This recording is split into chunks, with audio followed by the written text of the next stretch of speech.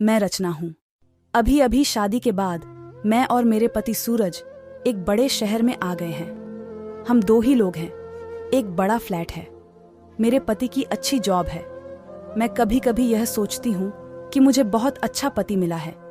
शहर में आए अभी हमें कुछ दिन ही हुए हैं। तभी एक दिन मेरे पति अचानक एक 18 साल की लड़की को घर ले आए। कहा कि गरीब है, ये इसे काम की जरूरत है। मैंने कहा, ऐसा क्या काम है हम दोनों के बीच, मैं अकेली कर सकती हूँ। लेकिन उन्होंने बोला, ये यही रहेगी और कुछ काम करेंगी।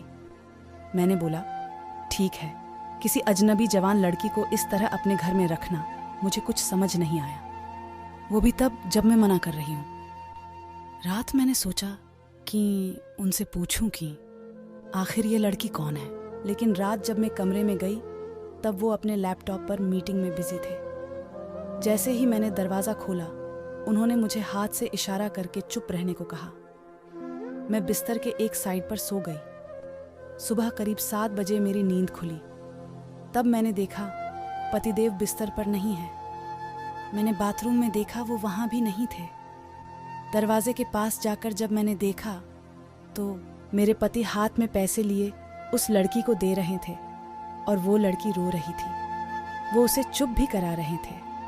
पैसे देकर वो मुझसे मिले बगैर बाहर मेन डोर से निकल गए। मुझे अब कुछ समझ नहीं आया कि बात क्या है।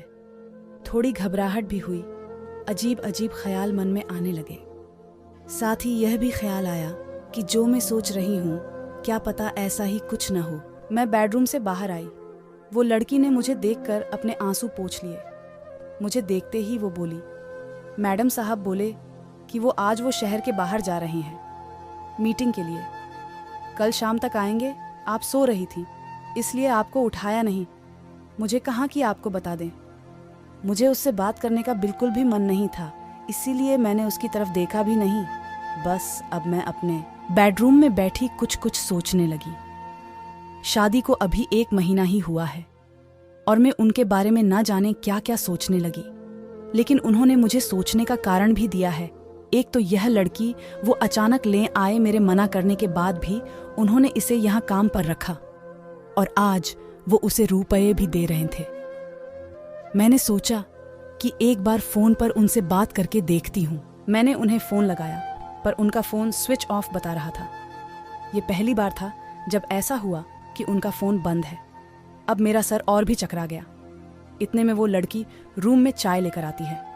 बोली, मैडम चाय। मैंने भी उसको पूछा, तुम्हारा नाम क्या है? बोली, राखी। उसके पास फोन भी था और अब वो वाइब्रेट हो रहा था। फोन को रिसीव करने वो दौड़कर मेरे बेडरूम से बाहर गई। मुझे दूर से अब यही सुनाई दे रहा था कि उसने कहा कि मैं आती हूँ। फिर बात करके वो फिर मेरे बेडरूम में आकर कहती है, मैडम मैं 2 घंटे में आती हूँ, मुझे कुछ काम आ गया है। इतना बोलकर वो मेरी यहाँ सुने बगैर ही चली गई। मैं कुछ बोल ही नहीं पाई, लेकिन फिर मेरे मन में आया कि क्यों ना उसका पीछा करूं और मैंने कपड़े चेंज किए और उसके पीछे हो गई। वो मुझे मेरी बिल्डिंग के नीचे दिखाई दी। उसके बाद उसने एक रिक्शा लिया। मैंने भी रिक्शा लेकर उसका पीछा किया। रिक्शा एक पतली सी गली में रुका। वो वहां से उतरकर पैदल चलने लगी। बहुत सारे छोटे छोटे घर से होते हुए वो एक घर के आगे पहुंची। मैं लगातार उसका पीछा कर रही थी। क्यों कर रही थी, क्या जानना चाहती थी, इसका मुझे कुछ पता नहीं था। बस मैं उसके पीछे थी। दरवाज़ा खुला और खुलते ही वो उसकी माँ से लिपट गई। जोर जोर से माँ और बेटी दोनों रोने लगी। दरवाज़ा बंद करना भी भूल गए। मुझे लगा कि अब मुझे सामने जाकर बात करनी होगी कि परेशानी क्या है। मैं उसके सामने गई। मुझे देखकर लड़की बोली, मैडम आप यहाँ पर। मैंने कहा, तुम्हारे साहब बोल गए थे कि तुम्हारा ध्यान रखना। उसकी रोती हुई माँ बोली कि ऐसे इंसान बहुत कम मिलते हैं। मैंने पूछा, क्या परेशानी है, आप मुझे बताइए। माँ बोली कि इसके पिता साहब की ऑफिस में सिक्योरिटी की नौकरी करते थे। अचानक हार्ट अटैक से उनका देहांत हो गया। इसका एक भाई है, लेकिन उसे पिने और जुए की लत है। वो मेरे पास एक पैसा नहीं टिकने देता था।